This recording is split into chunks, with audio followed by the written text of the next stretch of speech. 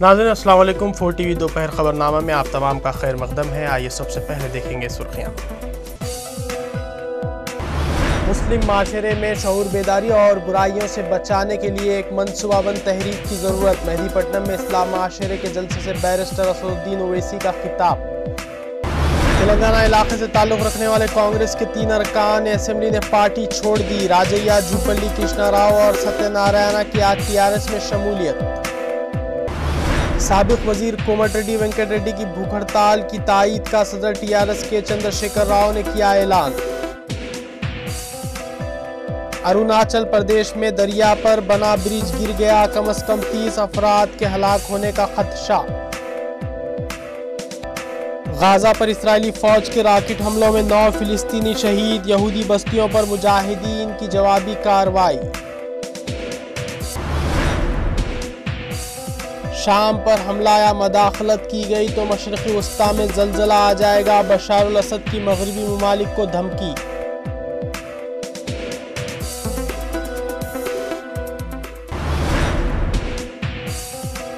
चीन में कोयले की कान में धमाका, 29 वर्कर्स हलाक।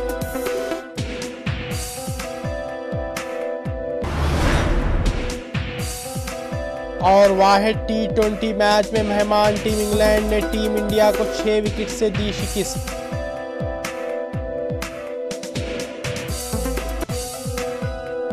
अब पेश है खबरें तफसील से। बैरिस्टर असदुद्दीन ओवैसी रुकन पार्लियामेंट हैदराबाद और सदर कुल हिंद मजलिस इत्तेहादुल मुस्लिमीन ने मुस्लिम माशरे में बढ़ती हुई बुराइयों पर गहरी तशवीश का इजहार करते हुए कहा है कि मुस्लिम माशरे में शऊर बेदारी और उसको बुराइयों से बचाने के लिए एक मनसूबाबंद तहरीक चलाने की ज़रूरत है।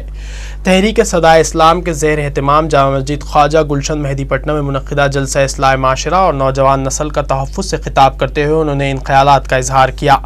बैरिस्टर असदुद्दीन ओवैसी ने कहा कि शहर की मसाजिद और दीगर मुकामात पर शऊर बेदारी और इस्लाम माशरा के जलसे मुनक़िद करना चाहिए। उन्होंने कहा कि मुस्लिम नौजवान बेरारवी का शिकार हो रहे हैं, उनकी अक्सरियत जराइम में भी मुलविस है। रुकन पार्लियामेंट हैदराबाद ने शहर में बढ़ती हुई कत्ल की वारदातों का तस्करा करते हुए कहा कि मुसलमान ही आज आपस में एक दूसरे का कत्ल कर रहे हैं। उन्होंने जहेज़ की लानत और इसके असरात पर भी रोशनी डाली। बैरिस्टर ओवैसी ने कहा कि जहेज़ की लानत की जिम्मेदारी हमारी ख़वातीन पर आयद होती हैं जो लड़कियों की शादी के वक्त तो फ़िक्रमंद होती हैं, लेकिन जब उनके लड़के की शादी का वक्त आता है तो वो जहेज़ देने का मुतालबा करती हैं।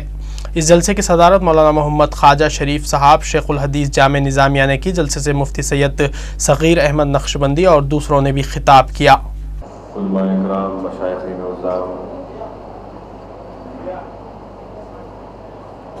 आज का ये जलसा जलसे इस्लाह माशरा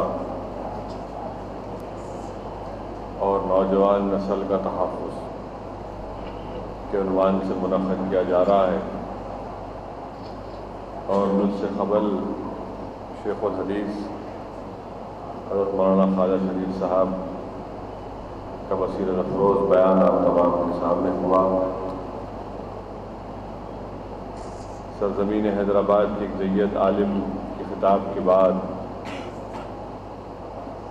मैं इस बारे में और कुछ नहीं कह सकता। सिर्फ चंद चीज़ें हैं जो हम बहैसियत एक सियासतदान जो हम देखते हैं, अपना मुशाहिदा करते हैं, उसको आपके सामने रखूँगा।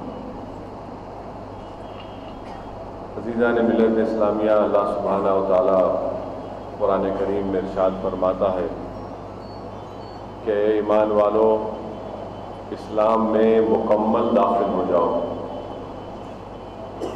अल्लाह फरमाता है, उस आयत मुबारक का तर्जुमा यह है कि ईमान वालों, इस्लाम में मुकम्मल दाखिल हो जाओ, शैतान के नक्श कदम पर मत चलो, बेशक वो तुम्हारा खुदा दुश्मन है। तो इस आयत मुबारक से 2 चीज़ें मालूम हुई।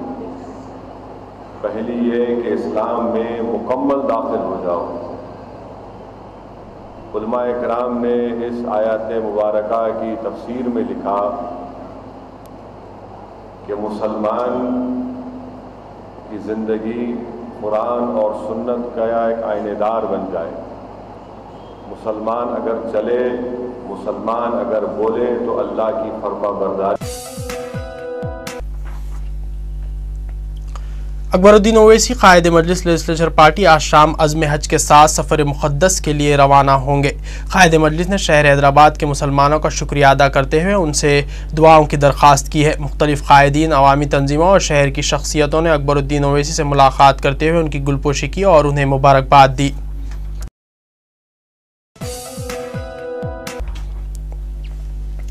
کانگریس پارٹی کو آج اس وقت ایک بڑا دھکا لگا جب تلنگانہ سے تعلق رکھنے والے پارٹی کے 3 ارکان اسمبلی نے ایک ساتھ پارٹی چھوڑنے کا اعلان کر دیا۔ محبوب نگر سے تعلق رکھنے والے سابق وزیر اور M L A Jupally Krishna Rao, Station Ghanpur کے ایم ایل اے راجیا اور ایس ستیہ نارائنا نے مشترکہ طور پر اس بات کا اعلان کیا کہ وہ کانگریس پارٹی چھوڑ کر آج شام ٹی آر ایس میں شمولیت اختیار کر رہے ہیں۔ ایس ستیہ نارائنا بحیثیت آزاد امیدوار اسمبلی کے لیے منتخب ہوئے تھے، لیکن وہ کانگریس کی تائید کر رہے تھے۔ جوپلی کرشنا راؤ اور راجیا اپنی اسمبلی کی رکنیت سے استعفے دے چکے ہیں، لیکن اسپیکر نے ان کے استعفے ابھی تک قبول نہیں کیے۔ ان ارکان اسمبلی صدر پردیش کانگریس کمیٹی بوتسا ستیہ نارائنا کو پارٹی کی رکنیت چھوڑنے سے متعلق واقف کروا دیا ہے۔ آج دوپہر 3 بجے یہ ارکان اسمبلی تلنگانہ بھون جائیں گے، جہاں وہ صدر ٹی آر ایس کے چندر شیکھر راؤ سے ملاقات کرتے ہوئے ٹی آر ایس میں شامل ہو جائیں گے۔ آج صبح سوماجی گوڑا میں مشترکہ پریس کانفرنس سے خطاب کرتے ہوئے ان ارکان اسمبلی نے کہا کہ تلنگانہ مسئلے پر کانگریس نے جو عوام کو دھوکہ دیا ہے، اس کے بعد سے کانگریس کی مقبولیت میں کمی ہوئی ہے۔ تلنگانہ کی گلی گلی میں ہر بچہ اور نوجوان کانگریس کے خلاف نعرے لگا رہا ہے۔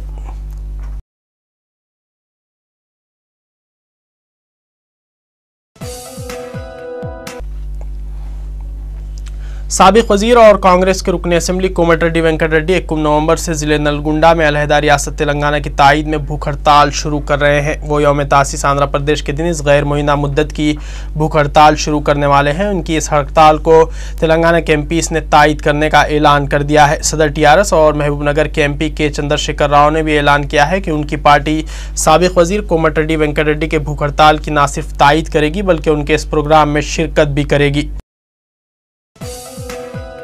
ریاست اروناچل پردیش میں پیدل چلنے والوں کے لیے دریا پر بنایا گیا ایک پل گرنے سے بچوں سمیت کم از کم 30 افراد ہلاک ہو گئے۔ پولیس کے مطابق یہ حادثہ ہفتے کی شام اروناچل پردیش کے ایک دور دراز علاقے میں پیش آیا جو آسام کے دارالحکومت گوہاٹی سے تقریباً 600 کلومیٹر کے فاصلے پر واقع ہے۔ پولیس نے بتایا کہ تقریباً 70 افراد دریائے کامیننگ پر پیدل چلنے والوں کے لیے بنائے گئے پل پر موجود تھے۔ وہاں گھنڈی پک نامی کیڑے پکڑنے کی کوشش کر رہے تھے جنہیں مقامی لوگ خوراک کے طور پر استعمال کرتے ہیں۔ یہ کیڑے اس موسم میں دریا کے پانی کے اوپر اڑتے رہتے ہیں۔